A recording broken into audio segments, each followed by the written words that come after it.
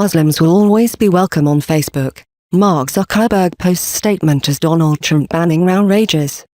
Zuckerberg, who recently became a father, posted a statement on his own Facebook page this evening promising that he would not allow the network to succumb to cynicism. Facebook founder Mark Zuckerberg has promised that the social network will always welcome Muslims, just days after Donald Trump sparked widespread condemnation with incendiary comments on race relations. Zuckerberg, who recently became a father, posted a statement on his own Facebook page this evening promising that he would not allow the network to succumb to cynicism. His post reads, "If you're a Muslim in this community, as the leader of Facebook, I want you to know that you are always welcome here and that we will fight to protect your rights and create a peaceful and safe environment for you. Having a child has given us so much hope, but the hate of some can make it easy to succumb to cynicism. We must not lose hope. As long as we stand together and see the good in each other, we can build a better world for all people." The statement comes just days after United States Republican presidential hopeful Trump brought condemnation upon himself after saying all Muslims should be banned from entering the United States.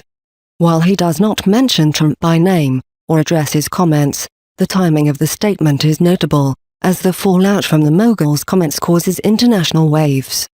Around 250,000 people have signed a petition calling for the United States Apprentice star to be blocked for coming to the UK, although the George Osborne has said he will still be free to visit. The Chancellor attacked the White House hopeful's nonsense remarks, branding him profoundly wrong. But he said, "I think the best way to defeat nonsense like this is to engage in robust, democratic debate and make it very clear that his views are not welcome. That is the best way to deal with Donald Trump and his views, rather than try to ban presidential candidates."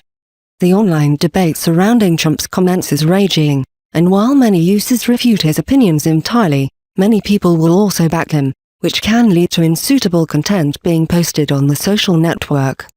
Facebook has clear guidelines on what can and cannot be posted, but it hosts a great variety of profiles and pages which could be considered offensive. However, Facebook would be open to claims of censorship if it were to close them down. For example, the far-right group Britain First has courted controversy for the opaque way it has collected likes on its page, with some of their own followers complaining that they did not realize the group's agenda when they liked generic pictures it circulated. While the group's page was temporarily suspended last month for an incident of hate speech, it has been allowed to flourish by the social network, which relies mainly of self-policing with users reporting offensive pages or posts. Under its guidelines on what Facebook considers to be hate speech, it states, "Content that attacks people based on their actual or perceived race, ethnicity, national origin, religion, sex, gender, sexual orientation, disability or disease is not allowed." We do, however, allow clear attempts at humor or satire that might otherwise be considered a possible threat or attack. This includes content that many people may find to be in bad taste, jokes, stand-up comedy, popular song lyrics, etc. After Britain First's suspension, Facebook was criticized by the far-right group's leaders as fascist, and said the move denied freedom of speech to 1.1 million people who have liked the page.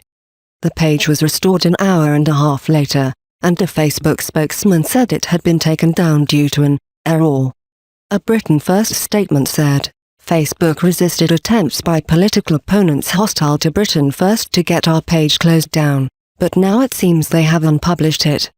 This means that 1.1 million supporters have been denied freedom of speech and expression." The group said the page had been visited by 150 million people worldwide last week and had twice as many likes than the Conservative Party.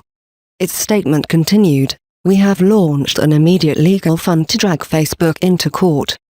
Facebook have destroyed freedom of speech and democracy in one swoop.